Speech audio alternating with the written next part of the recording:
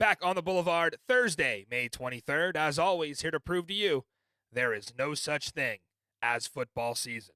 We are presented by the Believe Network tonight. Just 2 weeks left in the UFL regular season, and the playoffs are already set. So we're not going to get the tiebreaker drama that we had in last year's XFL season, which honestly is a great thing for Battlehawk fans and my sleep schedule. Don't have to be here in Studio Z all night like last year, building spreadsheets and using AI to help me build algorithms to figure out exact score combinations. But that aside, there is still plenty left to play for. Home field is not yet decided in the XFL Conference.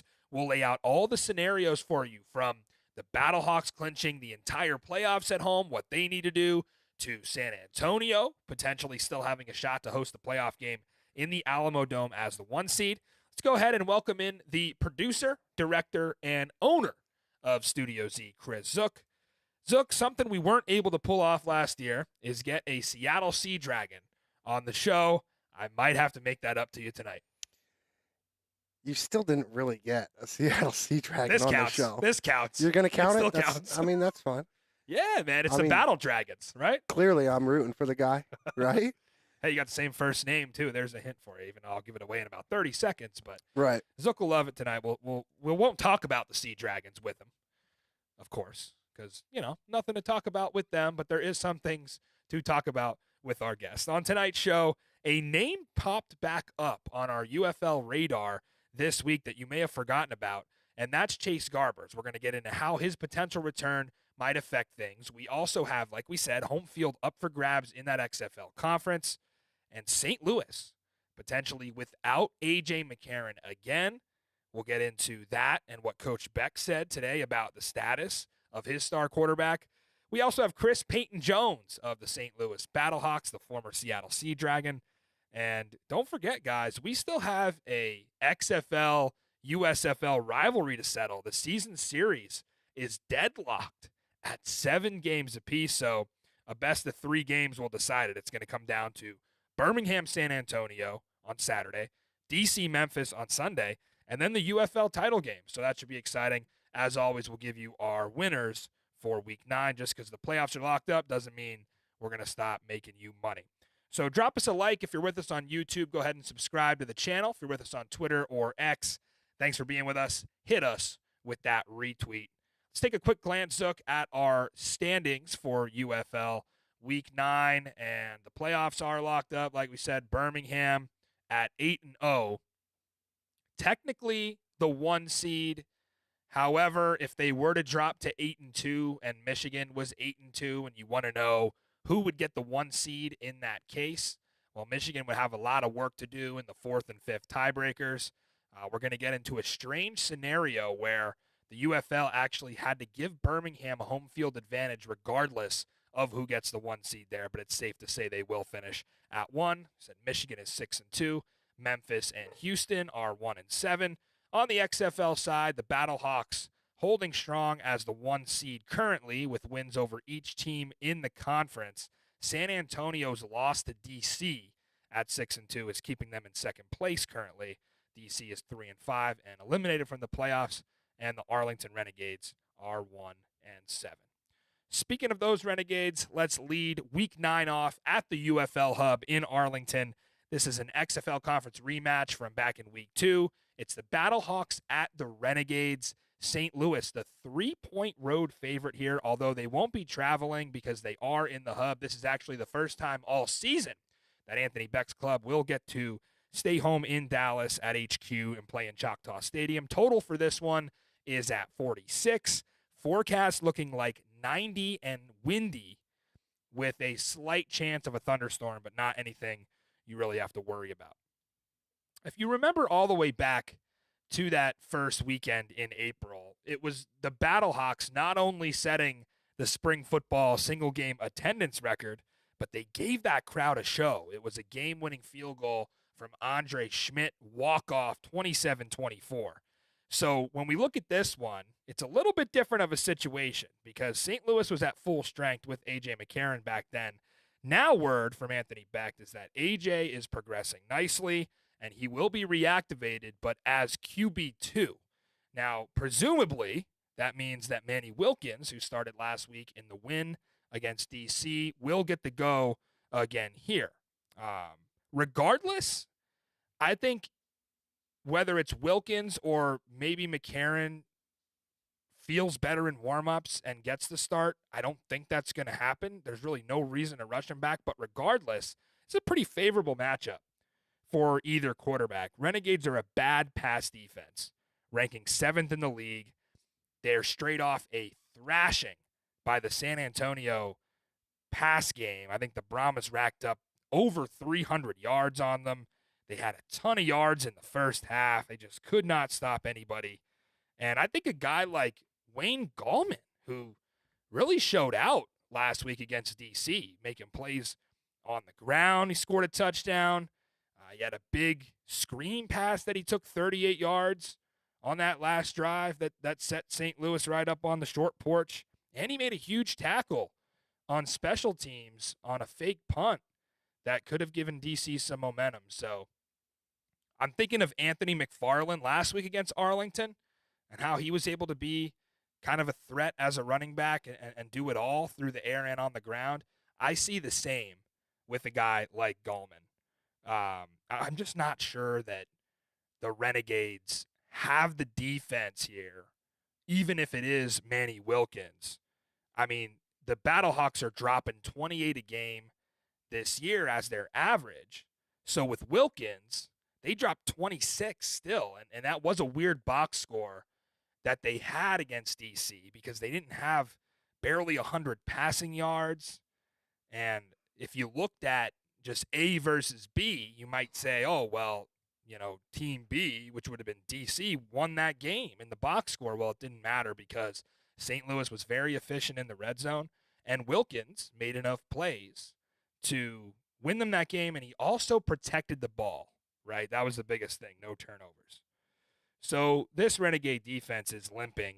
They're down a couple defensive backs on the injury report. This is a short week for them. Remember, flipping around now, playing the first game of the week on Saturday. Last week they played the final game of the week on Sunday. So that's a real short week.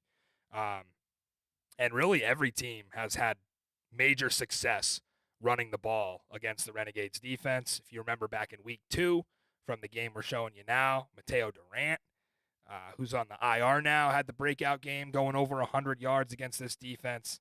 Like I said, Wayne Gallman might be that guy to step up and do that this week. They seem to be getting Wayne a lot more involved lately, and I'm not selling stock on Jacob Sailors yet, but I think this is a good spot for Gallman. I think Coach Beck was very pleased with his performance.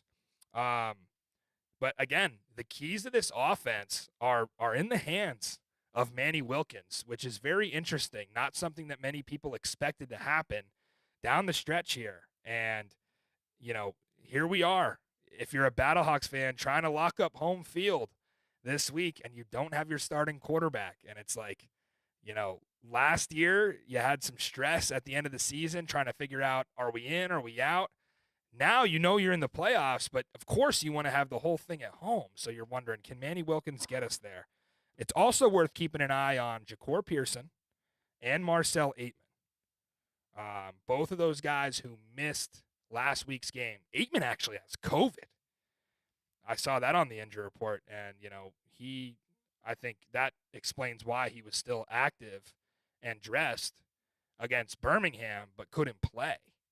He might have had a late positive test there. So Pearson as well dealing with an ankle. Both of those guys back and practicing in a limited fashion this week. So I do give a slight edge to the Battlehawks offense. And remember, the Renegades have struggled with mobile quarterbacks. That's the key here. You remember when Arlington played against Jordan Ta'amu? You could drive a Mack truck down the middle of the field. There was no spy. And even like a guy like Danny Etling, he had a huge run against them that basically sealed the game. So they just haven't been good. And Manny Wilkins had 80 yards rushing against DC. So look for him to do it with his legs. And I give the Battlehawks offense the edge. On the other side of the ball, when you look at the Renegades offensively, I just have a feeling you're going to see some changes from Bob Stoops and Chuck Long on this side. Again, we want to refresh your memory on something, a piece of information that we heard last week that could be critical. Renegades third-string quarterback Holton Ahlers, who has not been active yet this year, made a comment on his podcast last week that the coaches were giving some guys who haven't had reps the green light to play, and he even pointed to Week 10 in D.C. potentially being his opportunity. He even went as far to tell his college fan base back at East Carolina, show up to the D.C. game because I'm going to be playing. So that's some inside information that we got to use, and we got to expect Arlington to potentially shut down Luis Perez here. Again, some stats from him: over 1,800 yards passing, 12 touchdowns to 2 picks, and completing over 65% of his passes. So I don't know for sure. I would continue to monitor that situation. I'm not saying it's going to be Lindsey Scott or Ahlers. It sounds to me like it probably won't be Ahlers because they might be giving him Week 10. But maybe Lindsey Scott or a bigger role for Lindsey Scott than you would normally see with Luis Perez. Maybe some other guys who haven't seen too many snaps as well might be playing on the Renegades offense. You think about a receiver like Lawan Winningham or a Caleb Van Der Esch, who have been kind of buried on the depth chart, right? Do those guys see some action? For tight end, Seth Green backing up Sal Cannella all season. That'll be something to keep an eye on. And that's not a good recipe against a really good Battlehawks defense who is going to have their best players on the field because they have something to play for. I think the St. Louis defense will play a lot better than they did back in Week 2. Actually, back in Week 2, the Battlehawks surrendered the most passing yards they have all season to Luis Perez and the Arlington offense, even more than they gave up, believe it or not, against Martinez and Birmingham. So they have to play better this time around. A couple of injury notes for Donnie Abraham's defense here. Battlehawks actually had 2 concussions to starters on that side of the ball against DC. Austin Fiolu, who's been in and out of the lineup all year at nose tackle, and Lavert Hill, who is one of their shutdown corners. So keep an eye on that. I do think they have enough depth to overcome some of the injuries. I just, the line is 3. I could understand why with AJ being out and the sports books being super high on Arlington all season. But I don't think the odds makers have adjusted to the Renegades quite like we have. You cannot count on this team. This team is 2-6 against the spread. And if you watch Springball Boulevard, you know that because it's painful for us every week to talk about this team and betting on this team in a spot that might look good, and then they let you down.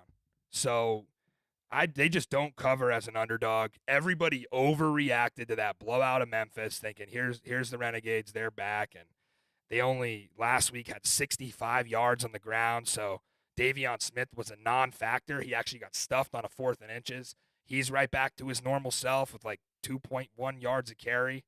So you can't look at that Memphis film and think that this is a team that's all of a sudden going to shock the world. Do they have it in them? They do, if they play like they did against Memphis. But I don't know. The Battlehawks defense is dominating. They came up with 2 picks last week that really changed the game. They don't give up many passing touchdowns.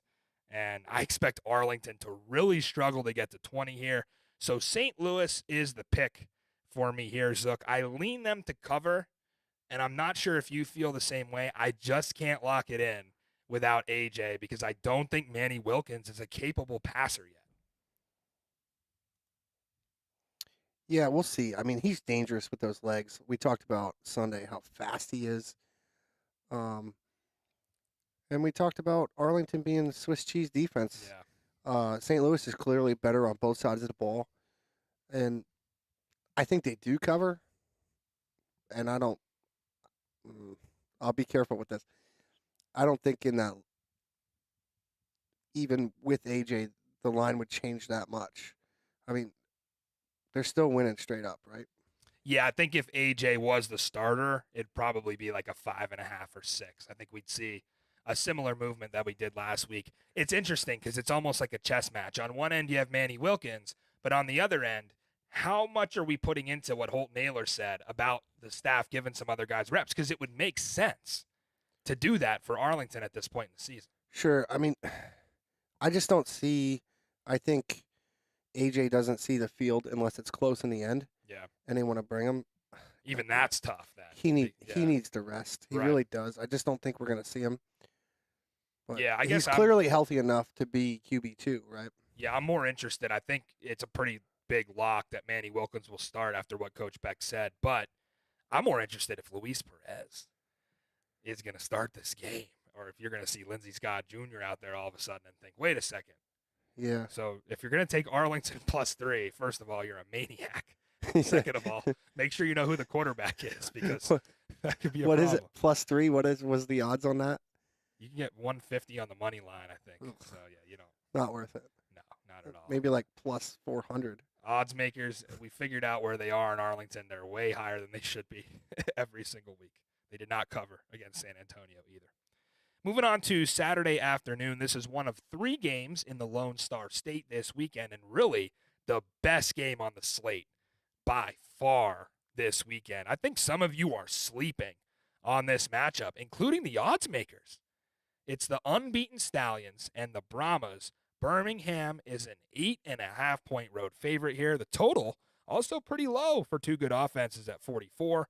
Forecast is indoors with a chance of the end of the Birmingham streak. So if the Stallions aren't careful with this very sneaky spot, they might lose their streak. How could that happen? So let's talk about the news of the week first for San Antonio. Chase Garber's off the IR and back practicing with the team. Now, in reading between the lines on Wade Phillips' media availabilities and his Wednesdays with Wade and all that, again doubling down on Quentin Dormady and putting some faith in his gunslinger, and also seeing some social clips from the Brahmas this week indicating Dormady bringing the huddle together, giving some pre-practice speeches. So he looks to be QB1 still, and I understand, just put Garber's back in practice. So this might be more of a long-term storyline where Garber's, needs a week or two, and then maybe he comes back for the playoffs or whatever. But I think it's pretty big here. That's notable news that Chase Garber's is back at practice. And really, it's the theme of the season for Wade Phillips and the Brahmas. They were ravaged with injuries early. Now they're getting just about everybody back. They're getting healthy at the right time. And, I mean, you think about it. Like I said, Chase Garber's, they got Anthony McFarland back. Last week, he goes off. He was their day one starting running back, clearly made a difference. They get 2 offensive line starters back. One of them, Alex Millette, who some of you remember from back in week 1, caught a touchdown pass at center. And even defensively, you get potentially Darius Phillips, your top corner, back. He's in practice this week. So this is a good time for this playoff run to start shaping up for San Antonio. But they're going to have to capitalize on getting this talent back against the back-to-back champs. It won't be easy. How can San Antonio do it? To me, it's pretty simple. You got to utilize your speed here. Last week, we saw some glaring holes in that Birmingham defense that Houston was able to take advantage of, and it was really unlike Birmingham. And you look at that game and you say, okay, defensive coordinator John Chavis was out with an illness. We don't know the status of him right now, certainly wishing him the best, and we want Birmingham to be at their best because that's what's good for business. That definitely made a difference with Houston giving up 20-plus, I think, for the first time all season. Well, they did it against St. Louis as well, but they actually gave even more up to Houston last week. So, like I said on Sunday's show, I'm not willing to crucify the Birmingham defense for that, but it is something that San Antonio is certainly looking at on film. When you look at Birmingham's defense, to me, it's the linebacking core that is just full of studs, has really been the anchor. They make the big plays that they need to make in clutch moments. But if you're San Antonio, think about it. You got guys like McFarland lighting it up, John Lovett as kind of a thunder and lightning type deal with McFarland. Then you got Jontre Kirkland leading the league in targets. Cody Latimer starting to show out. So even if Chase Garbers isn't ready this week, I'm pretty confident they can score on the Birmingham defense with Quentin Dormady. One thing that disappoints me when it comes to AJ Smith and the Brahmas offense is the consistency. If you watch the Brahmas, they seem to disappear for long periods of games. And, last week, you're just waiting for them to put Arlington away in the second half.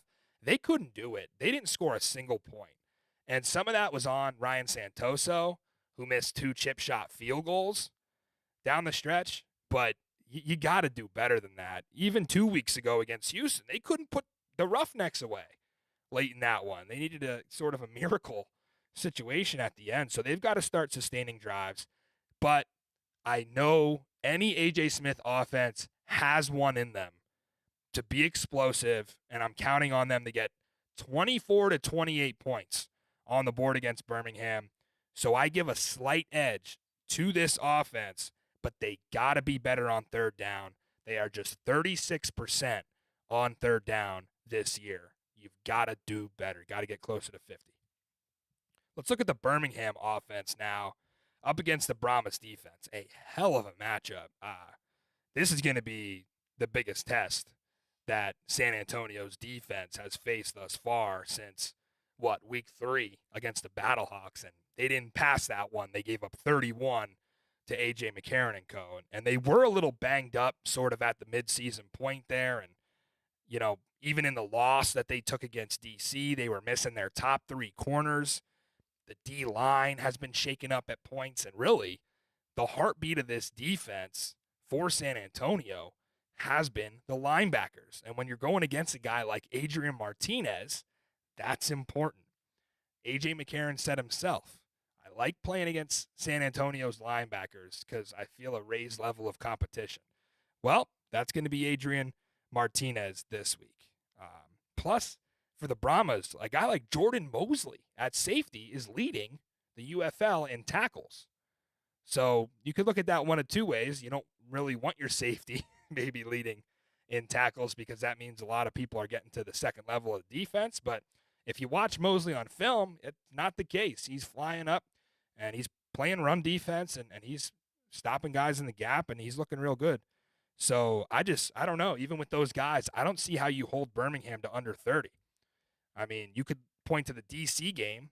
The defenders were able to hold Birmingham to under 30, but it took, an hour and a half rain delay to do that. And I don't think, Adrian Martinez didn't even start that night. So it's going to be tough for anybody to slow this offense, even a guy like Devontae Beckett, who has 8 TFLs and 2 forced fumbles. I think the streak probably means more to Birmingham than we even realize. The narrative surrounding this game is going to be, it's all about San Antonio. And I'm sure the broadcast will come on and say, Brahmas, this is your chance. You got to host a win. And the win against St. Louis week 10, you'll have a chance to host the XFL Conference Championship. But the biggest storyline in spring football is still this streak until we learn otherwise. I mean, you heard C.J. Johnson. He called Skip Holtz the king of spring, and that matters. They're at 15 straight right now, and they're not going to play the load management game where they start resting their starters when they got this streak on the line, on the road. But Birmingham, think about it. Birmingham, 8-0, right? Clear-cut best team in the league. They're the favorites to win it all. So they have everything going for them right now except one thing, and that's their record against the spread. They're not perfect ATS. They did not cover in 3 of their last 4 games. They're 8-point favorites against DC, won by 2. 4.5-point favorites against St. Louis, won by 4. 16-point favorite last week against Houston, win by 7. And they were missing John Chavis. And they did have the rain delay, right? And it was only a 0.5 point against St. Louis. But those are not covers. Again, disclaimer, this is not a criticism of the Birmingham Stallions. The team doesn't care about any of that. They could care less about being against the spread. I'm not criticizing Birmingham. I'm criticizing the odds makers for clearly overrating this team again. That's what's happening here. And that matters if you want to make money watching the UFL. So they're not 8.5 points better than the Brahmas. This line should be closer to 5.5. And it's the number 1 scoring offense with the Stallions against the number 1 scoring defense. in San Antonio. So you can't tell me it's 8.5. That's a huge number in football. I think we're in for a treat, guys. This is going to be a one-score game. Skip Holtz, Wade Phillips, you got some of the best speed and athleticism in the UFL on the field. So get ready for some fireworks. I'm going to call for a 32-26 type of game here, but Birmingham is going to be the pick for me. I cannot wait, Zook, to see Adrian Martinez against these linebackers like Jordan Williams and Tavante Beckett. Will somebody finally be able to hold Martinez under his rushing? Yeah, that's a tough question. Yeah. Because he just glides. Right. Doesn't look like he even has any effort when he runs. We talked about that plenty of times. Yeah. I mean, my pick, I'm taking the Stallions. I was gonna do my version of the pony, but I'm not ready. I'm not giving you one this week either after what I just said. I like Birmingham to win. I don't like them to cover, but I am interested in seeing Adrian Martinez because the Brahmas lead the league in sacks, and they probably have the best front seven in the league. So I think this is going to be a close game too. Yeah. I'm with you. I don't love the spread on this one. I think it's a little too much. Yeah.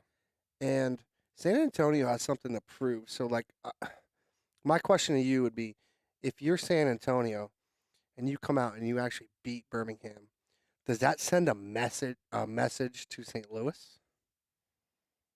Yeah. Well, San Antonio right now is being held back by that loss to D.C., where St. Louis swept D.C. So this is their chance. Now you have a chance to get one back. Go beat a team that St. Louis lost to. Right. And yeah, you're right. Not even – who cares if St. Louis lost to them? They're beating the best team in the league if that happens. Now, I don't think it's happening straight up. Me neither. But it's interesting because I really do think it sends a little bit of a message if they can pull it off. Yeah. And in the home game? Absolutely. That will matter, and I do like the over in this one as well. I think, like I said, 32-26, 30-25, something like that. Give me an attendance guess on this one. Oh, boy. So this is a 2 o'clock Central kickoff on Saturday. Pretty decent time. It is going to be about 105 degrees outside, so people are going to have to get right in the stadium. Ooh, they had like 12K, almost 12K last week. Let's say 12. They'll get enough to go over 12. I think 12K would be a good number for this week. So that is San Antonio, Birmingham. Before we talk to Chris Payton-Jones here, Zook, I did want to take a look at the playoff picture for a few seconds here. So I wanted to break down sort of how teams on each side might be able to lock up home field advantage starting this week, if some of you may not know. This starts on Saturday on the XFL side. If the favorites win in this situation, so Battlehawks beat the Renegades, Stallions beat the Brahmas, St. Louis in that case will lock up home field advantage regardless of Week 10's result, right? So if you're a Battlehawks fan, obviously rooting for a win, rooting against San Antonio. The reason for that is because, like we just said, San Antonio has the one conference loss against D.C., which weighs heavier than St. Louis's non-conference loss to Michigan. Now, if the Battlehawks lose to Arlington, that's when it gets interesting. Then it doesn't matter what the San Antonio Brahmas do, because in that case, St. Louis is still going to have to beat them in Week 10 in the Dome to lock up home field. So that was something that was a little unclear. The league put out their scenarios. They said San Antonio can clinch by winning out. Yes, of course. That's the easy way to do it. But if you're a Brahmas fan, you're watching both games on Saturday. You're obviously rooting for a St. Louis loss, but then you actually don't even need to beat Birmingham. You can afford to lose and still go into Week 10 with a shot at it. So that's what you want to root for as a Brahmas fan. That's the XFL side of it. The only clinching scenario would be the first one, Battlehawks win, Brahmas lose. Everything else, every other outcome advances us to that Week 10 showdown for who would get to host the XFL Conference Championship. So I hope that was clear. As far as the USFL side, weird situation. Birmingham 8-0, Michigan 6-2. So you're thinking, if Birmingham were to lose to San Antonio and Michigan to finish 8-2, Michigan would beat Houston this week, go on and beat Birmingham. They're also 8-2. So why are the Stallions automatically locked in? Well, it actually had nothing to do with tiebreakers. It had nothing to do with the rules. It just has the fact to do that the St. Francis Cabrini is hosting a festival inside of Ford Field on that weekend. So unfortunately, it's booked. They can't play there. So one seed goes to Michigan. They're still going to have to play in Birmingham.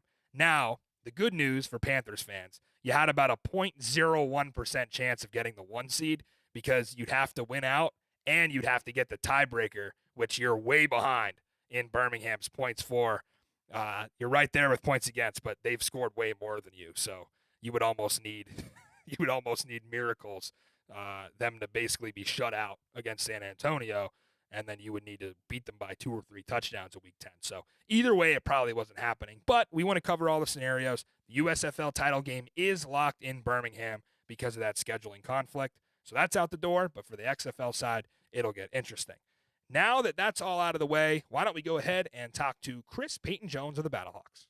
From Jacksonville, Florida to Lincoln, Nebraska, where he played his college ball with the Cornhuskers and a few NFL stops leading up to his signing with the XFL Seattle Sea Dragons and eventually drafted to the UFL, a cornerback for the St. Louis Battlehawks. Welcome to Springball Boulevard, Chris Payton-Jones. Thanks for joining us today, Chris. No problem. Thanks for having me. All right, first off, man, I know you're a big gamer, right? So I got to ask, what'd you think of that new EA Sports college football video game trailer we dropped last week? Man, I can't wait. I can't wait to play that. Can't wait to play the game. It's been a long time coming. I've been playing NCAA 14. I still got the game. I've been playing that forever, for the longest. Same, man, same. I got to ask you, too, because you started your college career in 2014 with Nebraska, right? So that was the cutoff. Like, you were the last class to not have a game come out. So I'm sure how frustrating was that not to be able to play as yourself and have to create yourself? Man, I was like, oh, bro, we just missed the mark. We just missed the mark. Yeah. You missed NIL, too.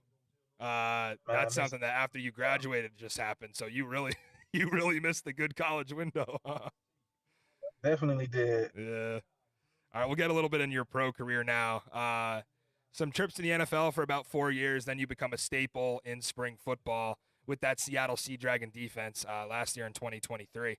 Take me through the time period of when you first found out that the merge was going down, Seattle wasn't going to make it, up until getting drafted with St. Louis.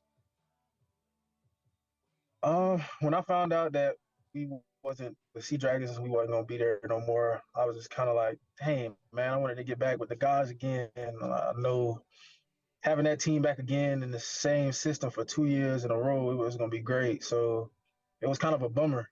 And I told myself, like, there was only one team I really wanted to go to, and that was St. Louis. I just got so much respect and so much adoration for Coach Beck, especially like the day I lost my dad last year. That was the day that we played St. Louis, and he texted me after that game. And from that point on, I had so much respect for him. So I only wanted to play for one team. I'm glad I was able to, play with St. Louis this year. Yeah, and I do want to say in my short time covering spring football with the XFL last year and the UFL this year, that was definitely one of the most inspiring stories that we've got to hear. And I appreciate you being so open about that story on a national audience, because I think things like that and your stories are what make this sport special and not just copy and paste from maybe other leagues. And that was really, really touching to hear about that. I know you're a creator as well in the multimedia space. You do a YouTube channel. You're a photographer. You're a videographer. You crank out great content. Where do you find time to do that stuff and also balance being a professional athlete? And how do you kind of combine both of those together? I don't even know how I do it. I mean, I just try to. I remember at first when I first started, I was like trying to record so much at one time, and then trying to put it all together at one time. And I was like, man, this is time consuming. It's taken away from maybe more time that I could be in my playbook or, looking at film. And I was like, you know what, I'm gonna just go through it during the week.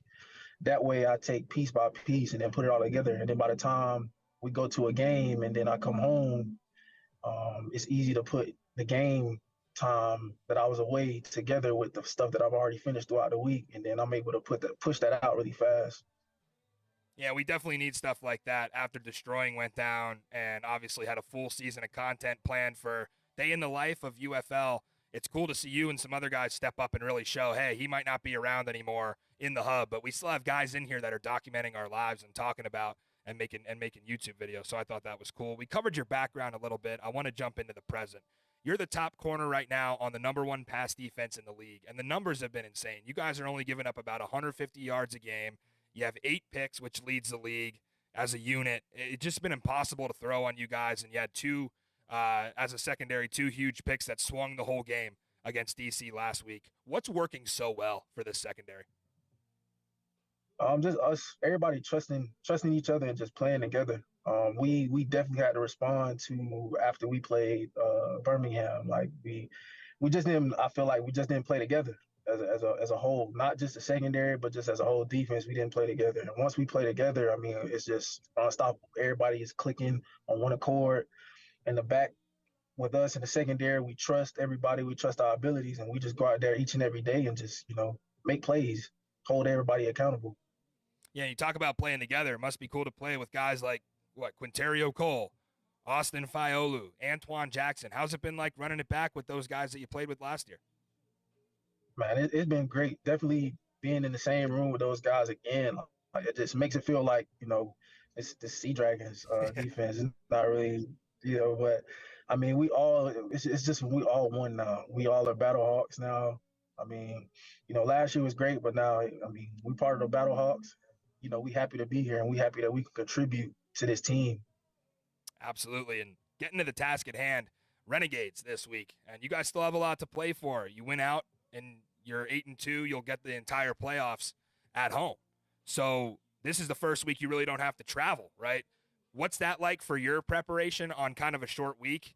And does that help you recharge at all? I mean, it feels good to not, you don't have to worry about traveling this week. It's definitely a short week. So, I mean, as far as like, everything is quicker. You have to be smart about what we're doing. As far as, what we're doing on the field, have to be smart about recovery and stuff like that. Like a lot of those things are sped up now. So now we have to, adjust to it, adjust to film, adjust to recovery, adjust to practice. Like everything is, it's much faster now. Right. And Arlington did play well against you guys week 2. Any challenges that they present you defensively, maybe either specific matchups or what the overall focus has been in film this week? I just know my focus is always, all the receivers. I mean, they have I feel like they have a great group of guys at receiver that can actually play and make plays. So, when that time comes, I mean, I just got to stay on one accord, make sure my technique is right, make sure we're all on one accord in the back end, and just put it all together. Absolutely. We appreciate your time, Chris. Want to get one more in before we let you get back to work. You've been a part of 2 spring football playoff teams now these past 2 seasons. You've seen some success. This year, your season might not end until as late as June 17th. Are you thinking about getting back in an NFL training camp? And if so, how tough is it to stay locked in on the task at hand, winning a championship, when you know that UFL to NFL turnaround with training camp in July will be super quick? I know it's gonna be super quick. I know it's gonna be a quick turnaround, but right now I'm just like I'm where my feet are right now. You have to be where your feet are. You just have to. I'm like I don't want to be too far ahead, and I got a team that I need to make sure I'm on point for, to make sure I'm at the top of my game, to give us the best chance, the best opportunities to win every week. So my focus right now is with my team and winning the championship right now. That is Chris Payton-Jones. You can check out his YouTube channel. He has in his Instagram bio, Jack of all trades, which I think is fitting because he's cranking out some really good content for the UFL. If any of you fans out there want to see what a day in the life really looks like, he's got a ton of vlogs up about every process that he goes through throughout the week. And the best part about it, it's win or lose. He's not just putting up the good stuff. He's putting up the true day in the life, the challenges, the adversity, all of it from a UFL athlete. And that's what we need. Really appreciate your time, Chris. Thank you for joining us. Thank you. Great stuff tonight with CPJ. I want to thank the Battlehawks PR team, Stully over there, for setting us up, Chris is a great player, really good content creator as well. Go check out his YouTube channel. You can follow him on Twitter as well. I think with Chris, it's more of like you see a guy who might not pop off the box score at you. That's because nobody's throwing his way, and he's also pretty highly rated when it comes to PFF and stopping the run. So he's an integral part of the number one pass defense in the UFL and a player who needs to get more NFL love. Don't think he landed on a roster after his time with the Sea Dragons last year, so this is his shot. As a 28-year-old corner, I think Chris Payton-Jones could be a fine asset to any NFL team, and that was a great chat with him. We do have some Sunday games to talk about. This is going to be our regional doubleheader on Fox, which means another pair of games at the same exact time. We're going to get a 75% to 25% breakdown on these two, with 25%, not surprisingly, getting this one. The Defenders at the Showboats, DC favored by 5 here. Total is at 46. Forecast for Memphis, 87 with some gusty winds. Could affect the passing game in this one. Slight chance of a storm as well. Let's start with the DC offense. Really, when you look at the only matchup of the weekend between non-playoff teams, what do you have to factor in when you're betting? Well, you have to factor in backups potentially seeing the field the same way we talked about with the Arlington Renegades this week. So you point to the top with Jordan Ta'amu. Will he start? Will they give Jalen McClendon the keys? We don't know officially yet, but I think Jordan will continue to start through the end of the season. I would not be surprised to see a little more Jalen McClendon, especially if this game gets out of hand in the second half. We saw Jalen down the stretch with the Vegas Vipers last season, and he played well. So this could be a spot for him to maybe get some reps, but I don't think Jordan is going away anytime soon. Outside of that, DC's offense should be business as usual because all the tight ends and receivers have sort of rotated snap counts throughout the season anyway, different workloads. I know some UFL teams, they stick to the starting 3 wide receivers, and then they got their tight end. It doesn't change. That has not happened in DC. They've had everybody start at least a game between the receivers, the tight ends, and even the running backs. They've been trying to feed the hot hand, so the lineup has really been all over the map for Fred Keiss personnel-wise. I am excited to watch Ty Scott again against this Memphis defense. Obviously, they are putrid against the pass. I mean, you're giving up 245 yards a game, so should be a chance for Ty Scott to put up some real numbers, and he just keeps getting better. Since they made the no-brainer decision to start him, and they also had Kelvin Harmon, their wide receiver 1, go down with an injury. Ty Scott breaking off 20 yards a catch this season, and he scored in the clutch. That pulled DC ahead before they surrendered the lead late. But I think Ty Scott is the difference, and he's a guy who can make a huge impact against a banged-up Memphis secondary in this game. Overall, you're seeing some of the highlights here if you're with us on YouTube and Twitter. I was impressed with the way DC moved the ball. This was a solid St. Louis defense that they were tasked to go against, and they played a lot better than they did back in week, 4, when they only scored 12 points. The first down passing game is what was really clicking for Fred Keiss. We didn't have a lot of the 3 yards and a cloud of dust up the middle on first down anymore. It seemed to me like they wanted to push it down the field on those first down opportunities. Now, the 2 interceptions were absolute game destroyers. They threw DC off script. They allowed St. Louis to capitalize on those turnovers. So you can't have that. But if DC's able to throw the ball like they did last week, this one could be over pretty quick. I just don't know at this point in the season what kind of effort to expect out of DC. Was that St. Louis game their last gasp of the 2024 season? And if so, again, is the staff going to throw some guys in there to get some reps that we wouldn't normally see? So I've been sort of back and forth. this whole season, getting the right read on the defenders. I feel like I had a better pulse on them last season, maybe because they were winning. But this year, it's been back and forth. Last week, nailed it. I said they're going to cover against St. Louis. They covered. I said they're going to cover against Birmingham. They covered. I had them against San Antonio a couple weeks ago, money line at home. They win. But there were spots where I was completely off the mark on this team, and Zook let me hear about it. I had them pretty confidently on the money line against Michigan. Looked like they didn't get off the bus in that game. So I am going to go edge of the DC offense. I think they could score 25 to 30 on Memphis here in this game.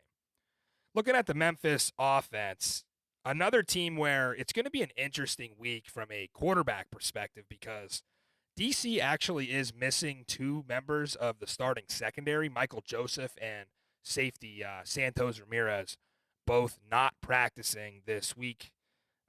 They've been staples of that defensive backfield really for the last 2 years under Greg Williams, some of his favorite guys. So could be an opportunity for whatever quarterback we do see here to take advantage of. I know Case Cookus and Troy Williams have both been limited in practice, both had their respective injuries the last 2 weeks. So I wouldn't be surprised if John DeFilippo calls up Josh Love, who did get some reps last week in Ford Field and looked solid in that second half, filling in for Cookus. It's kind of this theme, right, of third quarterbacks that were inactive all season in the UFL now getting a chance, and it seems to fire up the rest of the offense. Even though the talent might not be there, the spark that it provides is there, and they want to make the most of their reps. It also could be a bonus because defensive coordinators might not really know exactly what the threat is. When you look at the Memphis run game, Darius Victor, I mean, it's just not working, and we're going to get into that in a bit. So the load could be heavily on whoever quarterbacks Memphis here to throw it a ton. The offense, dropping the quarterback back on 66% of all snaps, that is mind-blowing, especially when you consider Birmingham, 50-50, Michigan, 50-50. That's where you want to be. Unless your offense is like the air raid, you want to have that run balance. They don't have it. Can't establish a run. Their defense isn't doing them any favors, of course, to set up the run, but it's really been a major reason why the Showboats have fallen to 1-7. The one thing Memphis has going for them in this spot is their postseason hopes were already out the door weeks ago. So they've been able to kind of process that disappointment of, okay, we're not as good as we thought we were. We're not making the playoffs. You know, that's kind of out of their system now. They can play loose. They have nothing to lose here. I think that's kind of what helped them give a really good fight to Michigan last week on the road is they just don't really – that's already out the door. Like, they're not going to be frustrated at this point that they've missed the playoffs when it's been 3 weeks of them knowing they were eliminated from the postseason. And Dawood Davis is going to be a problem for DC as he has been with every secondary. He reminds me a lot of Jeff Badette, right? Great receiver, bad team, right? It's the same situation as Badette with the Vipers last season. 38 catches, 443 yards for Davis. I mean, he's second in the league in targets. So I think he presents a pretty big challenge for a DC defense that looked good last week. We had him at 94 passing yards allowed to St. Louis, again, without AJ McCarron. They did get 4 sacks, and they were 70% on third down, which is important to Greg Williams. I just think the defender's front has a significant advantage against this offensive line. Memphis has given up 36 sacks on the year. That's 4.5 a game. So I think they take some anger out on Memphis in this spot. It kind of much like Arlington did when they were 0-6. They had just freshly been eliminated from the playoffs, and they were looking to beat somebody down. I think that happens here with DC. Defenders are going to be the pick for me here. I really love the chance to get him at 5, too, because I think you go into this season, you're thinking DC is maybe 5 points as favored against the Showboats, but as the season went on, that separation grew, and that's why I'm taking them to win and cover. I'm taking them to win. I'm not taking them to cover. I almost hate doing it, but I have talked myself into it because Memphis is so poor, and they're also poor against the spread. Now, they did cover last week against Michigan, so the odds makers might be looking at that, but man, unless DC rests everybody, which I don't see them doing. I think they win. Pre-show, we talked about it. As a Philly fan, I've seen some bad defenses, and I've seen them make not so good NFL quarterbacks look really good. And you're like, wow, breakout. And DC's defense reminds me of that. And I think whoever starts for Memphis may have a breakout game, but it's not going to be enough because their defense isn't good. Yeah, right. I don't think DC's defense is quite as bad as you say they are. We could go on and on this all night, but I mean, they had an inspiring performance against St. Louis. They just couldn't keep them out of the end zone. I but firmly they were close. I firmly remember you saying something about me being right about DC last week. Overall, yes. But you're giving me a layup here, right? If you can't cover 5 against Memphis, we are going to have a rough Sunday. And there might be some beverages being consumed. But I'm willing to ride or die with DC. I think they do win and cover. It probably should be closer to 6.5. I'll take the 5. Let's wrap up the weekend with a USFL rematch. This is the Panthers at the Roughnecks. Michigan, a 3.5-point road favorite here. Total very low, sitting at 40. The forecast for H-Town is absolutely scorching. Listen to this. 96 and humid. And here's the problem. When you're starting your season at the end of March and over half of your teams are in the South, you're going to have these problems with hot weather. So if you're a Roughnecks fan heading out to this game to watch a 1-7 team, you might need a little more than just sunscreen to get through this one. But if you go, you deserve the UFL Fan of the Year award, and I can promise you when we do the freshies, you will get that. You will get that reward because 96 and humid, probably going to be 150 degrees on that turf. Just terrible. So, last meeting between these two, a 34-20 Michigan victory. That was back in week 3.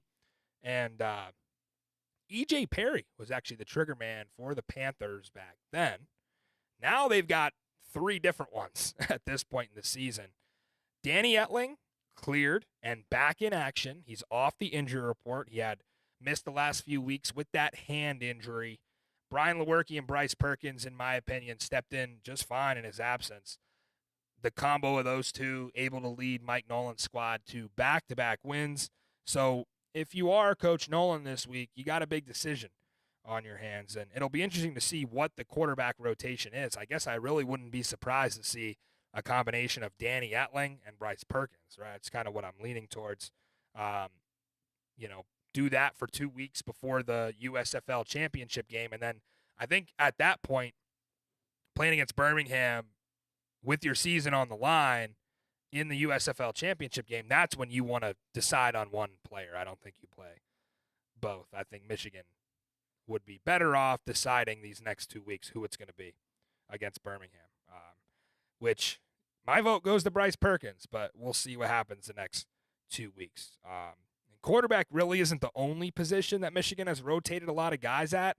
Running back was one of those, but with the loss of Wes Hills, Matt Colburn really becomes that workhorse in the backfield. Interested to see how much they use him here because, again, brutal heat. You're going to have guys cramping up left and right. I mean, turf temperature is going to be boiling point. So I think the smart move for the Panthers, activate all 3 tailbacks. You got Colburn, you got Nate McCrary, and you got Toa Taua. So try to manage that load and give all 3 guys carries because you cannot afford to lose Matt Colburn to injury, especially with what happened to Wes Hills. This is the most successful part of the Michigan offense has been running the ball. They've done it just super effectively, and, it's been Colburn the last couple weeks. I think he had 94 last week, had a couple games over 100 yards before that, but Wes Hills is going to hurt this team because you don't have somebody to come in and pace Colburn. Nate McCrary will certainly have to step up, and you might hear something from that Nate McCrary coming up here soon on some of the things that he could do. We might have a contributor on the show that could tell you a little bit about McCrary, not to tease too far into it. But, yeah, as far as the Roughnecks defense, I do expect them to play a little better in this game than the one you're seeing right now from back in week 3. Michigan dropped 34 in that game. I think the Roughnecks defense holds them to maybe mid-20s. I mean, they weren't able to make enough stops to ultimately win the game against Birmingham when it was a very different type of game for Houston. Usually it's their defense giving them a chance to win at the end and the offense flops. This time it was the opposite. The offense actually had given the Roughnecks a chance to win that game down the stretch, and their defense ended up flopping, giving up 35 points to Birmingham and 5 for 5 inside the red zone. So, if you're the Panthers, I don't know how much you're going to be scoring in this game. Like I said, mid-20s, and your total's low, which usually isn't a good sign for offense. And like I said, I guess really guys on both sides of the ball will be cramping up. We know Jake Bates actually missed a 51-yard field goal last week that would have got Zook the cover for Michigan. They also dropped a 3-point conversion. So there was some, mistakes and miscues from the offense, but I think Danny Etling coming back will help shore some of those things up. Let's look at Houston offensively. We know head coach C.J. Johnson was impressed by the performance of quarterback Nolan Henderson, who shared the snap count with Reed Sinnett last week. C.J. told the media he would actually like to see Henderson start if he's healthy. Remember, he went down on a fumbled snap in that game against Birmingham. So we'll see. I think it could be a great opportunity for Henderson to go in there and possibly lead the Roughnecks to their first conference win. I don't love the spot for the Michigan defense. They are potentially missing their sack leader in Breland Speaks. He is on the injury report. When you're going against a guy like Mark Thompson, who showed you what he could do last week, that could be a problem. But the good news for the Panthers, they should get star safety Kai Nakua back. And they added a linebacker in free agency by the name of Bumper Poole. I think that's going to automatically be Zook's favorite player. Bumper Poole is this guy's name. He's the leading tackler in Arkansas history. He actually played with Jake Bates for the Razorbacks. So look for him to be a potential Frank Ginda replacement. You want a hard-nosed linebacker in there with that sort of mentality. I think Bumper Poole, I can't say that enough. That is a phenomenal name. Bumper Poole. Sheesh, I love the UFL, man. So otherwise, like I said, not too confident on just the entire Michigan Panther operation this week. I think for them it's really just survive, right? The next 2 games. You don't want to have any major injuries. You want to be able to dump all your focus into that USFL title game. For Houston, coming off their best offensive performance, over 300 total yards, like we said, got Mark Thompson going. He had almost 5 yards a touch. They were 8 of 15 on third down. That was very good. They had over 11 yards per pass completion. They were 3 for 4 in the red zone. So you could go through weeks of Houston offensively and try to combine 3 games, and you wouldn't get that total output from last week. So they completely blew my under bet out of the water, and my natural reaction to that would be, okay, now I'm going to go ahead and hop on board with the over 40, but I don't know. It just feels like a stay away to me, maybe a little half-unit sprinkle if you're feeling frisky. I think maybe we get a 22-20 here, so you'll be sweating out the over, but coming off a pretty inspiring performance against Birmingham, against a team with really nothing but pride left to play for in Michigan, the Roughnecks are going to be the pick for me. It's probably the first time I've gone with them. I think it definitely is the first time I've gone with them all season. I just feel like we have 4 road favorites this week. One of them's going to go down, so pick one. This is the most likely one. Bumper Poole. Bumper Poole. I think is that a sport? It is. So the reason it's like bowling. Like it's like you set put it bumpers up. On your pool table. There's an 8 ball in my logo. If you haven't seen it. I started production doing pool, so that's why he's saying it hits home for me, and I do Bumper like pool. it. That's a legit name, man. it's sweet. Especially for a linebacker. Like, Oh, how yeah. would you just like to get sacked by bumper pool? I think that as a quarterback, that would make me cry. And speaking of crying, John DeFilippo. But All right, so back to the game. I think you're crazy. I'll take Michigan. I mean, I know you're higher on them than I am. Listen, this isn't a knock on Michigan. They could afford to lose this game and Sure, because like you said, it doesn't really mean Yeah. anything. So if Houston wins, does that mean Michigan sat some people? I don't know. Right. Houston does have a good D. I'm not disrespecting them that much. And Henderson did look good. Yeah. I think this is closer than everybody thinks, but Michigan pulls it off. Yeah. Remember, Michigan, 6 out of their 8 games so far in air conditioning. This is going to be brutal. And I was down in Houston last year for our Boulevard Bowl tour. It was like 89 that day, and the turf was like 130. So now it's going to be 99 at kickoff. That is ridiculous. And I know the Panthers practice outside, but it is way hotter in Houston than it is in Dallas. That this IV week. crew is going to be busy. I can't believe it. I'm thinking about the Cramp sideline City? reporter, Jake Butt. I mean, he might as well go shirtless for the entire game. That's going to be brutal, man. So, yeah, this is a week where San Antonio is happy that they have the Alamo Dome. And speaking of that, those 3 out of 4 games in Texas this weekend, thankfully, we're heading to the only one that's going to be inside. I don't need sunscreen and a wet towel to survive this one. Our 2024 Battle of the Brands Tour back on the road in the Alamo City. It's my first trip back since the XFL 2023 championship game, which was a treat.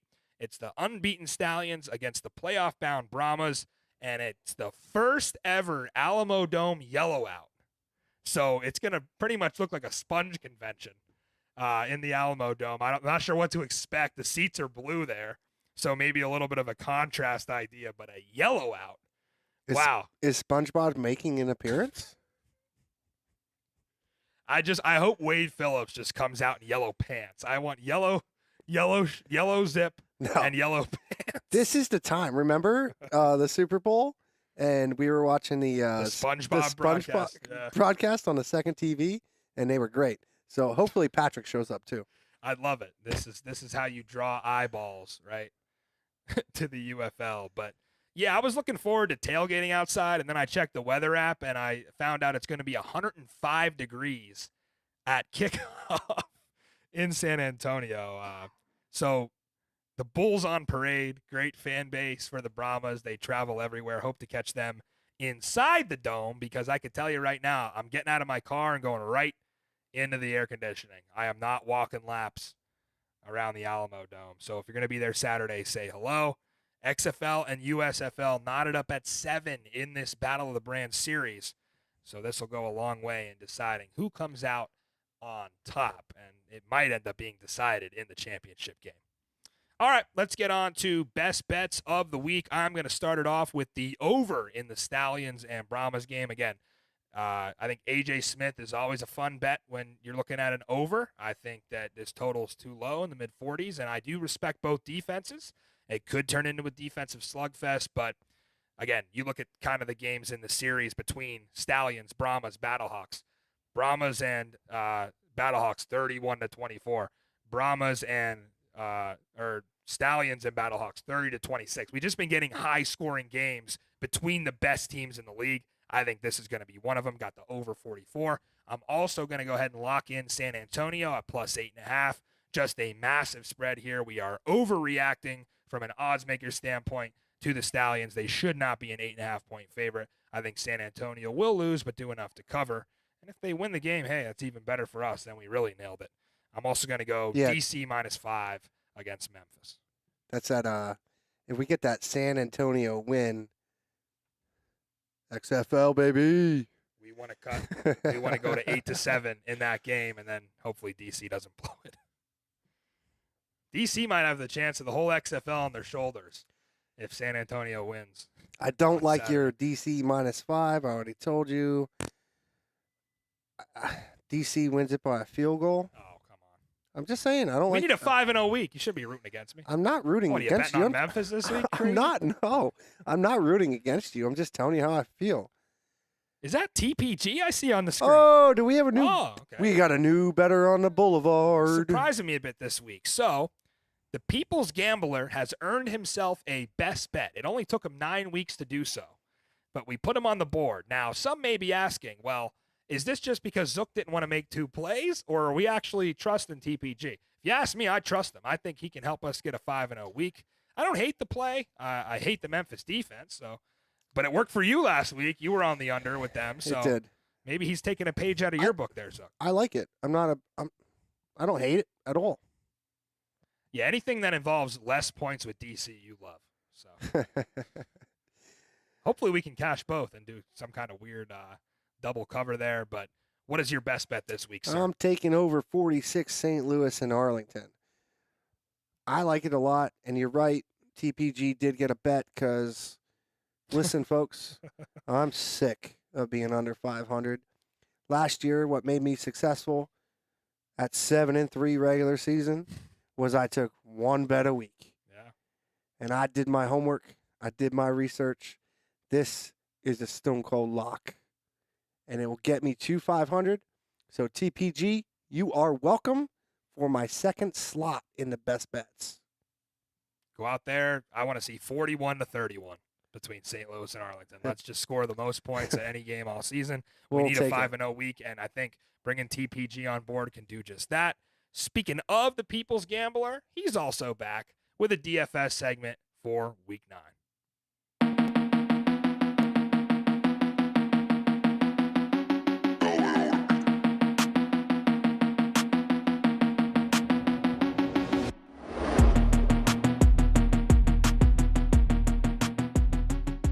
Stardom, Ricky Person.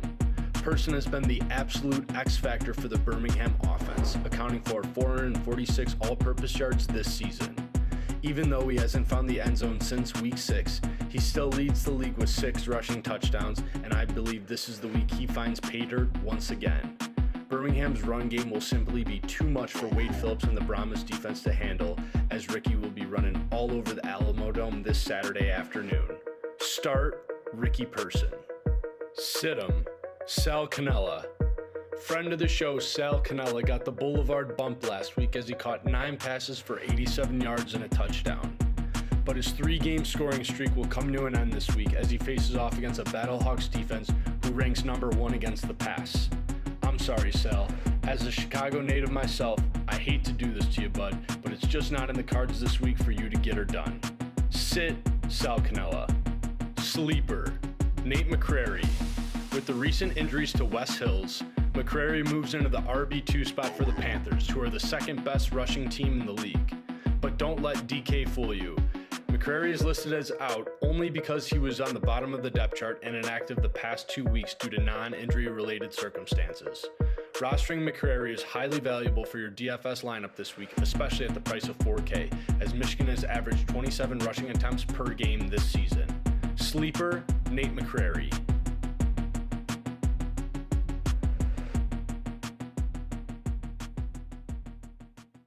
So the People's Gambler is from Chicago? We learn something new every day here, Zook. I thought he was from Vegas. I thought he grew up in Sin City. No comment. Well, he's back with a 3-pack for DFS. Interesting this week. I think Ricky Person is always a solid play. We talked about Nate McCrary in that Michigan preview. The Panthers get running the ball a lot. He could certainly see some carries, and he's only 4K. Plus, he's got the out designation. So if you're in a tournament, some people just might stay away from him. I like where TPG is going this week. So do I. I love it. But buyers beware of his sleeper. There's your disclaimer from an always confident Chris Zook propping up the rest of the bowl. I'm just saying. History. Yeah. History. Well, he hit a couple. Maybe he'll hit one more before we wrap up the regular I'm still season. team TPG. Yeah, if you're a backup running back at 4K, I think even like 9 or 10 points would qualify as a hit there. So we did have the, before we get out of here, we had the unveiling of the UFL championship trophy. We don't have a picture for you, but go ahead and head over to the United Football League on social media, Facebook, Twitter, X, Instagram, whatever, to take a look at the picture. It's a lot like the logo. So if you know the kind of the bracketed football-shaped UFL logo, that's a lot what it looks like. And I thought it's pretty clean. It's got a silver look to it, and it's not as wacky as the XFL Championship trophy last year. So curious for people's thoughts on that. But it's crazy to think, Zook, we are just, 3 weeks away or 4 weeks away at this point. I think it's 3 weeks from the UFL Championship game in St. Louis. I'm curious to see how many fans will, maybe just tune in for the playoffs and then be like, why is a 11-0 team on the road for the championship? That's going to be a funny storyline when people don't realize that was a pre-selected game. So hopefully some of the casuals will tune into Springball Boulevard and learn everything they need to know about the UFL playoffs. If you're out there, one of our diehard viewers, we can't thank you enough for joining us throughout this whole ride. We have a lot of shows left that we're not slowing down yet. We're going to have an award special again. We got a ton of content coming up for Week 10 and the playoffs. So now's the time to show a friend, tell a friend, get them involved. I know we still got conference finals going on with the NBA and the NHL. We got the Indy 500 coming up. So it's a big time in the sports calendar yet again. But when the playoffs start going, we're going to have a couple great matchups. So tell your friends. They're going to want to get invested in this and pick a team before it's too late. For the People's Gambler and the producer, director, and owner of Studio Z, Chris Zook, I'm Matty Fresh. You always remember, there is no such thing as football season. We'll see you Sunday night for a recap.